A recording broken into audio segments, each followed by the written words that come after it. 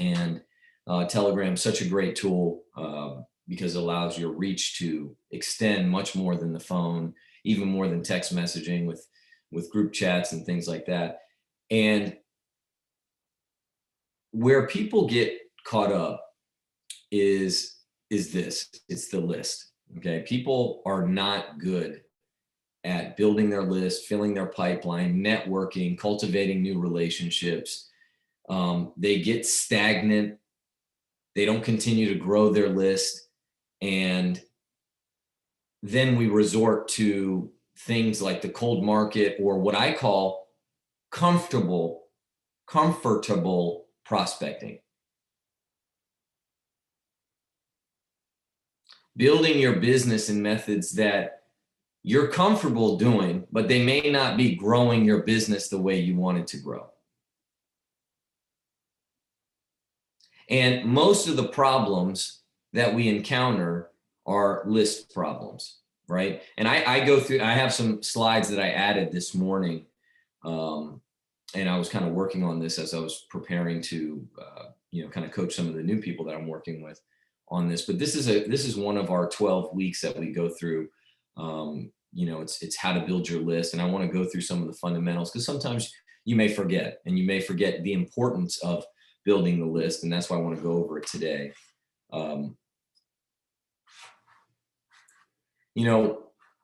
New people have to understand, and you guys have to understand when talking to people, right? What's going to happen as they build their list? These are the outcomes. Number one, we could get a client. Number two, we could get a potential agent. Three, this person could be a Coke machine. They could refer people to us. Four, you're going to get trained. And five, at the very least, you can follow up with them later. Okay. So, when talking to people, always remember, when people think about building their list in our business, because see, most businesses, either you buy it or you build it. Either you buy a name and you buy a franchise, or you buy an existing business that already has a client base, it already has a list, it already has a staff, it already has an agency component to it, or you have to build the business. In our business, we build it with what we call sweat equity. You don't have to pay a lot of money up front. You don't have to pay $50,000. You don't have to pay a $100,000 franchise fee. You don't have to buy an existing unit for $500,000. You don't have to build a physical location. We build our business with something called sweat equity. And sweat equity is building your list, contacting the list, getting referrals, showing up to training. That's the sweat equity that we provide.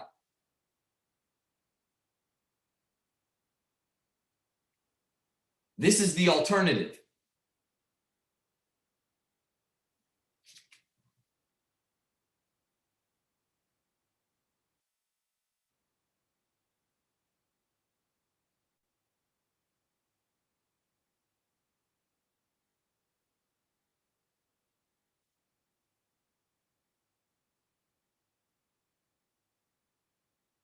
Anybody have trouble logging in this morning?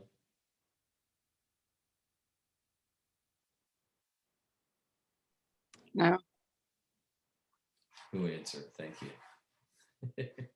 No, I didn't have any trouble either. I appreciate it. Oh, gosh. Tribulations of Zoom. All right. So back to sweat equity. If you're not willing to put in the sweat, you're not going to have a business, right? I mean, the alternatives, you buy one. And always remember, I know a lot of people, the problem, not the problem, a challenge with what we do is that, a lot of people quit. A lot of people quit. We talk to people, they quit. They don't make it. We're liberal in who we hire. We'll put a jersey on you, they quit. People aren't interested. So we do, there's an element of rejection here, but 90% of all other businesses fail too. And in those businesses, your life savings goes with it too. We have the same odds as any other business, anyone.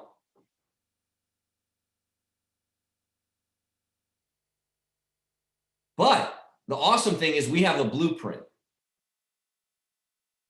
Even the franchises, They don't have as many people making $100,000 or $1 million as many people in our company. They don't even have that. So we have a blueprint, we have a track record, but you got to put in the work and you got to continue to do the right things. So, when people, they build their list and they start thinking, this person won't be interested. Wrong thinking. This person won't be good. This person's okay. That's not how you build the list. Now, ancient times ago when I started, cell phones had just come around. So you didn't even have contacts in your cell phone. It didn't work like that. It wasn't a planner. It was just a phone. I brought my high school directory to my orientation, not the orientation, but one of the initial work sessions. My high school directory had 500 people in my graduating class. And I said, all right, let's call it. And I'm not saying that that was the most effective way, but that was my mentality. It's like, all right, look, we're going to find some people because I have something in common with these people. We went to the same high school. We grew up in the same area. That is what we call a warm market. I built my list, but I also thought outside. I brought, I remember when Dante's on here, right? When I hired Dante, within the first month, Dante brought his employee database list. His list of all his pilots. I don't know, Dante, you can tell me how many there were. And we called every single one of them. That first month, I think we recruited, Dante, you can correct me, 7 to 10 people of the list of pilots. We weren't thinking, are these people good? Will they be good? What does a pilot know about financial services? Why would they be interested? We don't prejudge. We don't filter. We knew one of these things were going to happen. If we talk to people, we could get a client. We could get a recruit. They could be a referral source. They could introduce us to other people, training, or follow up with them. The list is where it all begins. The secret to success lies in the list. A list can literally change your life. You are one list away from an explosion. Our inventory as people, you've heard all this before. I'm going to go over it again though. This is a business owner checking their balance sheet every day. Every single day, you should be thinking about growing your list. Every single day.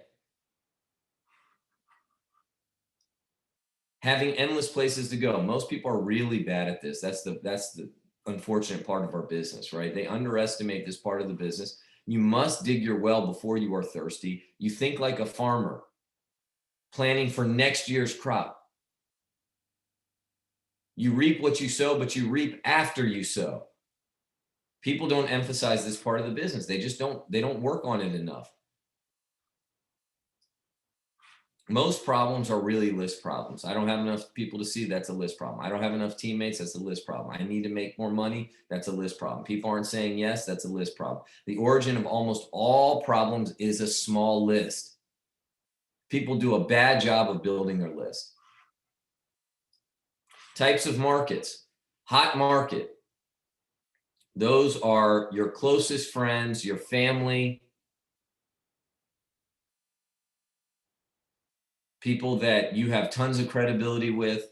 Warm market is really anybody you have any sort of connection with, right? Sometimes, you meet somebody and you haven't seen them in a long time and, but you went to the same high school, you went to the same college, you grew up in the same area, your kids go to the same school. That's warm market. You have a vast, vast, vast warm market. And cold market is everybody, right? And we want to stay in the warm market and the hot market as much as possible. While I have recruited great people from the cold market, I still continue to do recruiting in the cold market. We want to get and stay in at least a warm market.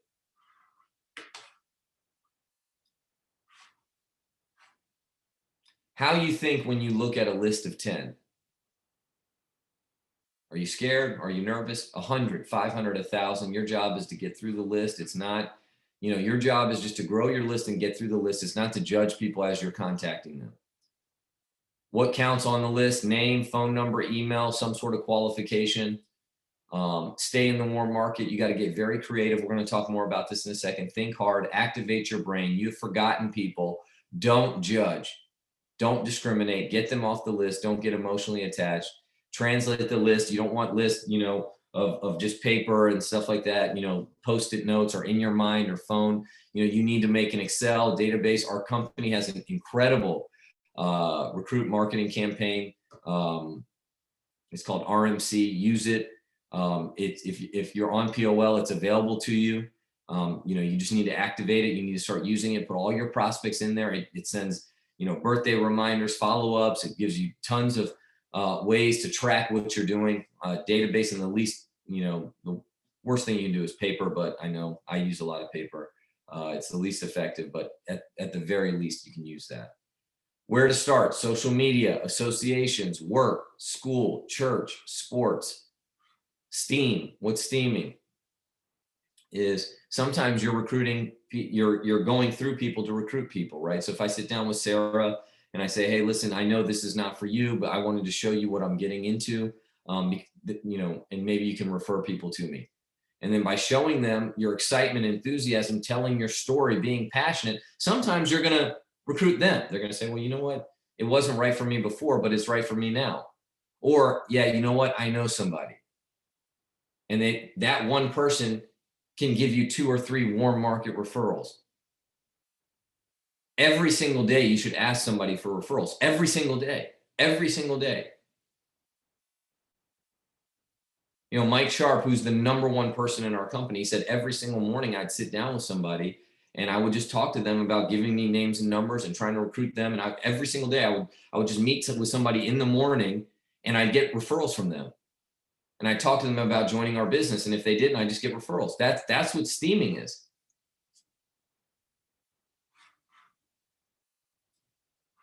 All right. So here are some of my new slides.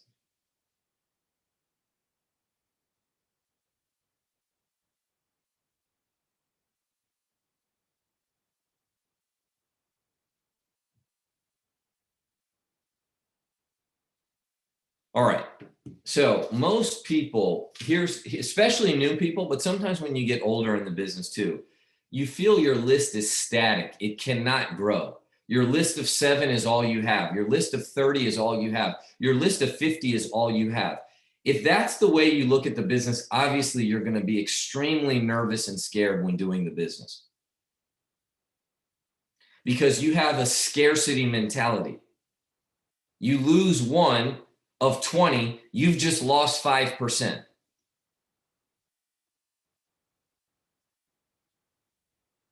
A business builder, a list grower, a recruiter, a book of business builder never thinks like this. Never. We know our list is always growing. And you have to be very intentional about growing your list. What do I mean by that? You got to join new associations. One thing I was noticing with Josh's posts, and also, Josh Perez, with some of his posts on our Telegram, that he said, I joined a flag football league, or I'm playing football, or I met somebody at a gym, right? Like, look, you can't be a hermit. I talk about it. You got to join new stuff. You saying helplessly, I don't know people, is the most defeating mentality you have in this business. You have to always be willing to put yourself in uncomfortable situations and meet new people. Now, look, I'm not a social butterfly. If you guys know this about me, some of you guys know that I'm not that person. I'm not the life of a party. I can't just go up and talk, but I can join new things that interest me. For example, if Josh likes football and he wants to join a football league because that's his element, that's what he likes to do, and he joins a league to meet other people that have some free time, that have interests, that are competitive, whatever it is, and he can meet people and talk to people about his business eventually, that's great. If you want to join, I remember when I moved to Florida, I didn't know anybody there, and that's pre-COVID, right? It was 2012. I joined a board game, I joined up meetup.com, and I was playing board games with people because I like to play cards and board games and chess and different things, right? And I got to meet new people, and I recruited people from that. I have young children. A lot of you guys know that, right? And when I was in Florida, my children were even younger. My son was 2. My other daughter wasn't even born. She was born 6 months there. I joined a lot of things with my kids. I dropped them off at school. I picked them up. I put my son in a soccer league because what? I met a lot of other involved parents. Now, was that my sole reason of doing it? I don't know. I don't care. Some people said, well, I don't know. That's what, it seems like you have a hidden agenda. No, yes, I put myself in a position where I meet new people. So yes, if it's like, all right, I'll drop my son off. Are you meeting this person just to recruit him? I don't care. I don't care. I have good intentions. If I recruit them, I'm going to help them pay off their debt, build a business, go RVP, make money. If I recruit them, I can get them. If I meet them and I prospect them, they could become a client. They could die. Their husband could die. Their wife, and I could deliver a death claim. I don't care. Some people say that. Well, it feels disgenuine. I don't care. I know my intentions are good. If they're not interested, that's okay. But I got to put myself in a position where I can meet more people. And it's true, as we get older, and some people, when I say older, like by the time I was 23, 24, I already started becoming more reclusive. I didn't want to talk to as many people. You got to join new things. That is what we call prospecting. And how would I prospect? When I meet new people, I just ask them questions about themselves. What brought you to the area? How many kids do you have? Do you have any, do you like the area? All this stuff. And then people start talking, they might ask what you do. You're right. I will say, I'm in personal finance. I'm an entrepreneur. I run a company. I'm a financial planner. I don't care what you say. You do something to talk about your business where they ask you questions. And then through farming, you set up appointments, you set meetings. And I do this with everybody I meet. I take my kids, not now, right? But last year, I'd always go, you guys know these stories. I'd always take my kids to the bus stop because there's other parents there and you talk. And once you drop them off, you're both walking to your house, for a couple minutes and you start talking. Oh, you got busy work today. What are you going to do at work today? Or do you work from home? And you start talking to people about that. And I'll be honest with you. And I know our trainings, we have tons of YouTube trainings on this stuff. It just came a little natural to me because I would be excited about talking about what I was doing. And then, you know what? I'd add their name on my list. And this is someone I was going to follow up with. This is someone I was going to call. And then when they, I remember, at my old house, like a bunch of my neighbors, they'd bring them into the house. I do the little presentation and they weren't interested and it was okay. It didn't get weird for me. I offered them an opportunity. They said, it wasn't for them. Cool. And I tried to close. I'd ask a few times. They weren't interested. It didn't get confrontational. And I'll follow up with them when I see them. When I take my son over to a kid's birthday party, I'll ask, what are they up to? They'll ask what I'm doing, right? And I'll say, oh, I'm still running my business. Really? Oh, how's that going for them? I'll tell them. It's going unbelievable. It's going great. We're growing, whatever you say, and you follow up. But your list is always growing, right? Get involved. I remember I think Gabe was with me. We went and saw Bill Whittle down in Louisiana. He said, I joined 3 gyms. He goes, if I feel stuck at one gym, I go to another one.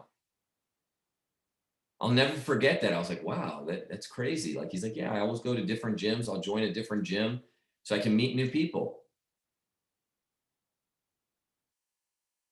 Sometimes when you want to create a new life, you need to create a new routine. You need to start doing, right? Like I said, I already gave the example of Josh and flag football. I thought that was great. Hey, look, I know you may love your church. You can join another one. You can join you can go to another one. You can just check it out. Meet new people, get involved, different organizations, children's activities. You're going to meet a lot of other parents. There's just no excuse. You cannot be a hermit.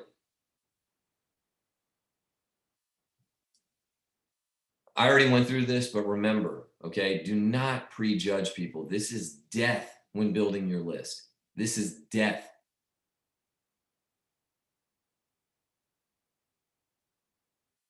Don't filter people. I remember this one story. Some of you guys might remember this. So we recruited a young kid, and he recruited his boss. And I remember this guy was this European guy. His name was Johan, and he made $100,000 a year. And I would always tell the guy that we recruited, the young kid that recruited his boss, I said, look at this world. Look at what we're in. I said, in the real world, that's your boss. But in Primerica, you're on top of him. You're overriding him. You're overriding his success. That shows the power of this. In what world would someone recruit their boss? Think about that. like, hey, you know, your boss is supposed to tell you this is the greatest company. This is the, you know, opportunity. One day you can be me. And the kid recruits his boss and says, man, this workplace sucks. Why don't you come get free with me here in this company?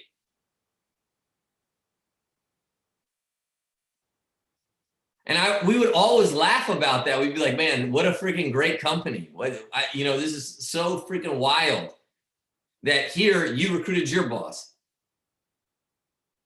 And think about that. Normally people wouldn't talk to people about that. They wouldn't talk about the opportunities, they'd be scared or nervous. Your job is just to introduce people to our opportunities, not for them to say yes or no. Your job is just to put them on the list and let your trainer, and the young kid couldn't recruit Johan. He brought him to the op meeting. The op meeting recruited him. I recruited him.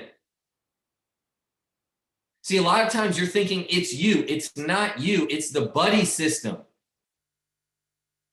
You're going in with your trainer, with your leader to recruit people. Stop thinking it's on you. The people behind you, the people that have your back, have years of experience, hundreds of thousands of dollars or millions of dollars of income, thousands of clients, an infinite number of experience. And even if they say no, who cares? We're just going to take them off the list. It's fine. But imagine, never say they're okay, they're good, they won't be interested, they'll be bad, they won't be good at this. I know they're not interested. Don't worry about that.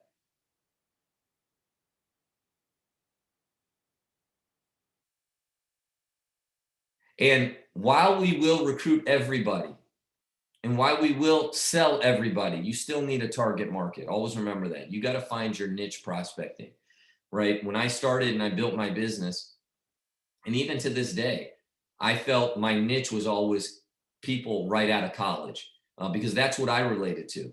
I started this business at 23, basically out of college, 22, sorry, out of college. And I was in my first job in corporate America. And so I relate to that the most because I know what was going on in my mind. Now I'm a little bit older, right? A lot older. But I still can go back to that experience that I had.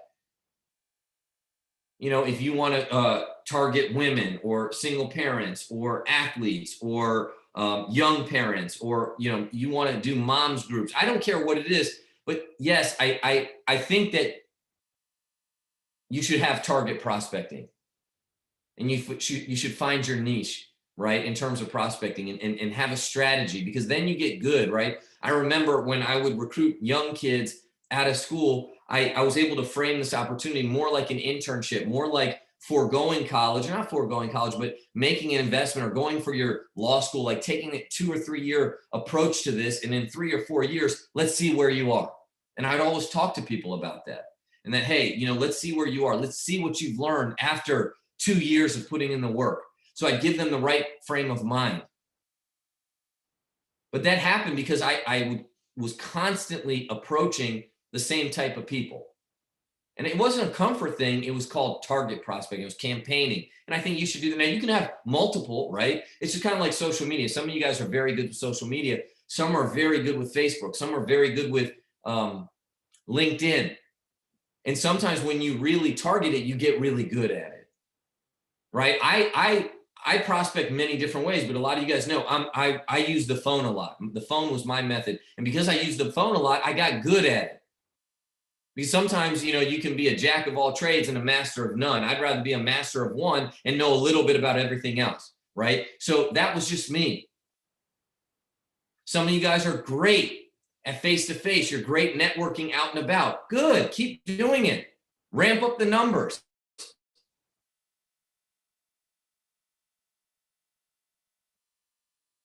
And you have to have a follow-up system. You have to be, look, the best recruits take time, months, years, 18 months, 36 months. Well, I don't know. I can't wait that long. All right. Well, look, I'm telling you what it takes. Not everybody's going to be a slam dunk, alley-oop right away, the lowest hanging fruit. Some people, they take time. I wish it wasn't like that, but it is. So sometimes you got to put them on the back burner. You talk to them, you follow up 6 months. You talk to them, you follow up 3 months. You talk to them, you follow up 12 months. That's why I love the post. When you see the post on Telegram and you see, oh, I was talking to this person for years for this changed. They got remarried. They left their job. They moved. Someone close to them unfortunately passed away. Now they're ready. They got laid off from their job, and you got to always be there. And listen, while this is the sweat equity part of our business, this is the most fun about our business. Every day looking at your list thinking, man, who am I going to recruit today? Who's going to give me referrals today? Is someone going to recruit me to the next RVP today? Am I going to find a superstar district leader today? And these are the things that you say to yourself as you're building this business. I know it's weird. I know you can zone out and just, watch Netflix and do all the other stupid stuff, but that's not what we do, right? I'm trying to get out of hell. I'm trying to become financially independent. I got goals. I got dreams. I'm trying to retire people. I'm trying to, prove to people that I can win. I'm trying to buy a house. I'm trying to do all these things. I'm trying to win. I'm trying to compete. All those things. These are the funny things you have to say to yourself to psych yourself up every morning, to get excited to do the business. And it does take this. And this is why corporate America, they'll never figure us out. They just never figure us out because they don't know what it's like to be an entrepreneur. They just don't. Because when something's yours and you're so invested in it that it matters to you, your job doesn't matter. I mean, I'm not saying it like, I know some people, they may like aspects of their job, but it doesn't matter. At the end of the day, it doesn't matter. You're looking forward to when you get out. When you're going home. It doesn't have a huge impact in your life. You're not getting free. You're not helping people in a, most of us are just punching a clock. Now, look, if you have a good job, I don't know really anybody that does, but if you do have one of those jobs, I'm not talking to you. I'm talking to everybody else that's like me, that's just miserable going to work. And so sometimes when you hang out in the murky water so much, you get dirty and you think that that's the way it's supposed to be. No. No, no, no, no, no.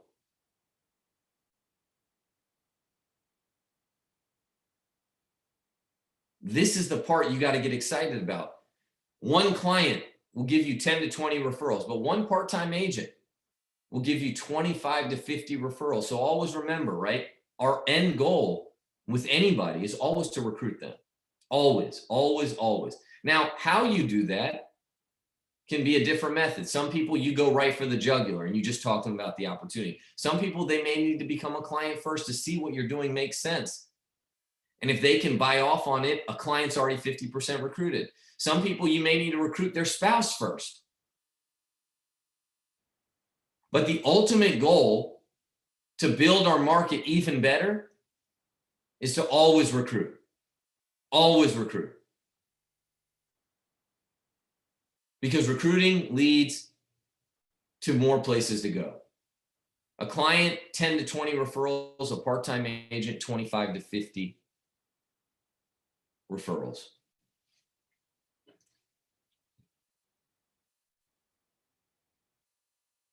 All right, let's see if we have, I finished a little bit quicker than I thought.